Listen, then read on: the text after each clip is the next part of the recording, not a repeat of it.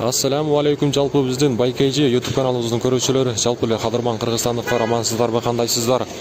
Бүгүн 20-июндун эртең мененки чыгарылышындагы валюталарды көрсөтөбүз. Алдыда биз менен бирге болуңуздар. Анан дагы сөзсүз түрдө видеобузга лайк басып, досторуңуздар менен дагы бөлүшүп коюңуздар. Анда эмесе, кеттик. Шу дегенде эле туугандар, Доскередо банкка келдик. Бул банкта туугандар сатып алуу доллар 1.28 экен, евро 84.00, ал эми доллар болсо 80 сом экен. Байчун банк боюнча айта турган болсок, бул жерде туугандар доллар 80 сом экен, ал эми евро болсо 84 сом, рубль болсо 1 сом 29 деген экен.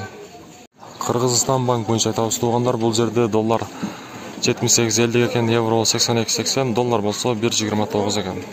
Мен боюнча айтсак туугандар, бул жерде рубль 1.28 экен, доллар болсо 80 сом 50 тиен экен. Бул обменгада да ошондой. Рубль 1.28, доллар болсо 80 сом экен.